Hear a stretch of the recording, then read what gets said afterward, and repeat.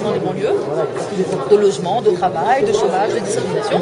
Et plutôt que de dire il y a des victimes des politiques gouvernementales depuis 25 ans, depuis 30 ans, hein, on a ghettoisé des populations, on préfère dire c'est pas des victimes, c'est elles qui sont non, c'est elles qui sont elles sont dangereuses. Elles sont dangereuses. Elles créent de la sécurité en France. Elles ce sont des terroristes potentiels. C'est une 5e colonne potentielle. Donc plutôt que de prendre et d'assumer les dégâts des politiques sociales en banlieue, on préfère dire c'est eux les coupables. Donc on renverse les responsabilités. Très bien. Donc alors justement, quel risque ça fait peser sur toute la société française? Le chaos, la guerre civile, je veux dire pas maintenant, peut-être, bien sûr, mais il y a eu des émeutes, il y a eu une révolte en 2005. La réponse aux émeutes, c'était quoi? Comment on a répondu? Par une politique volontariste désenclavement des banlieues? Pas du tout. Qu'est-ce qu'on a fait? On a renforcé les politiques sécuritaires, on nous a offert, parce que Sarkozy a senti qu'il y avait quelque chose de racial, de tout ce qui concerne la discrimination. Il nous a offert Fadel Amara, je ne sais pas si vous êtes content de ce cadeau, pour moi je suis un peu mitigée. Il nous a offert Rachida Dati, il nous a offert Amayad. En gros, il y a eu les émeutes. La réponse a été Premier ministre. On s'en fout, c'est pas ça la question. La question c'est qu'est-ce qu'on répond concrètement au ghetto. Qu'est-ce qu'on dit au ghetto, hein? Eh ben, nous on dit il faut des réponses politiques. Donc alors aujourd'hui, le pire, il s'adresse à qui exactement? Uniquement aux musulmans, aux arabo-musulmans? À deux populations. J'ai envie de dire d'abord que ça rate à tout le monde. Parce que les solutions du pire, on dit le pire est à venir en un seul mot.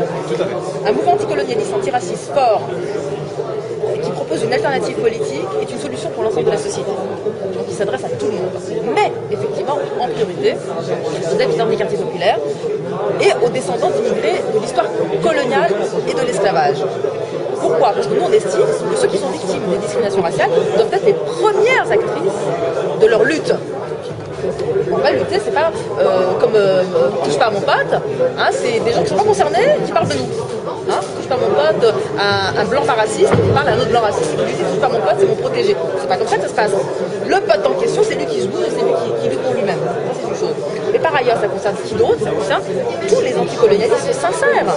Les habitants des quartiers, c'est pas que des Arabes et des Arabes, des blancs pauvres qui vivent les mêmes réalités sociales que nous. Évidemment, nous appelle les indigénisés. C'est-à-dire qu'ils vivent les mêmes réalités sociales. Et finalement, il suffit qu'ils casquettent en envers pour que finalement, ils soient perçus comme un indigène. On est d'accord? Voilà. Donc ceux-là, évidemment, sont nos frères de lutte. Donc il faut évidemment qu'ils soient d'accord sur la question de la fracture raciale. Ça, c'est une chose.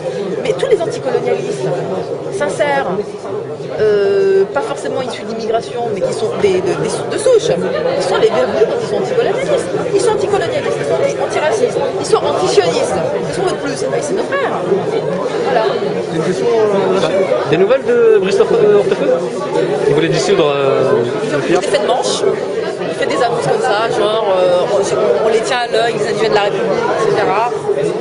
Voilà, il veut calmer un peu ceux qui le poussent à réagir contre nous. Qu'est-ce qu'il faut faire contre nous? On n'a rien à cacher, on a le droit de faire de la politique, on n'a pas de complexe à le faire, on a le droit. On est dans un pays démocratique, et ma chiche. Il faudrait pour nous empêcher de faire de la politique, de nous organiser et de lutter, il faudrait quand même que ce soit sacrément justifié. On n'a pas appelé à la lutte armée, que je sache. Voilà. Alors, comment les autres partis ont accueilli la création de l'IR? Par le plus grand mutisme. C'est la meilleure arme, on ne dit rien. Ils n'existent pas. Donc je vous pas vous sentir... très bien. Alors, est-ce qu'une dernière question, n'avez-vous pas peur qu'on vous enferme dans le combat contre l'islamophobie? C'est pour ça que là, on a lancé une campagne contre l'islamophobie et la négrophobie. Où il est important qu'il y ait une conscience des musulmans et des Africains qui ont une lutte commune à mener. La négrophobie, c'est un racisme fondamental. Et nous, les musulmans, on n'a pas le droit d'oublier que la négrophobie est un racisme qui méprise,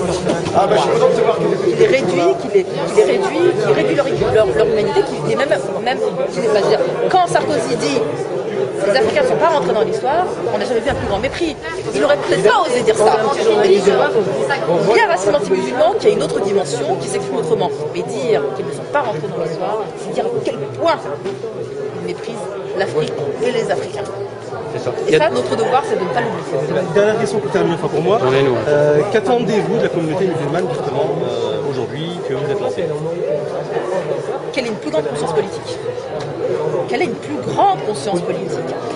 Qu'elle ait conscience qu'elle doit s'organiser de manière autonome en dehors de la mainmise de l'État.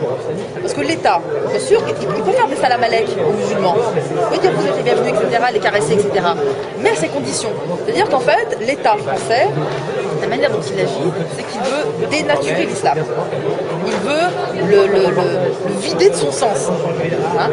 On va voir, à mon avis, dans les années à venir, si on le laisse bien, une communauté musulmane qui sera musulmane de forme, elle fera la prière, elle fera à la mosquée, elle fera son hajj, etc., le ramadan, etc. Il y aura des bouchirelles, pas de problème. Mais l'âme de l'islam, où elle sera? Qu'est-ce que ça veut dire l'âme de l'islam? Par rapport aux injustices, par rapport au fait qu'on vit, nous, musulmans, en France, dans un pays impérialiste qui tire son profit du pillage de l'Afrique. Est-ce que nous, musulmans, on peut accepter ça? C'est ça que je veux dire. Pas l'accepter. Le problème, c'est que le projet de l'État, c'est l'islam intégré.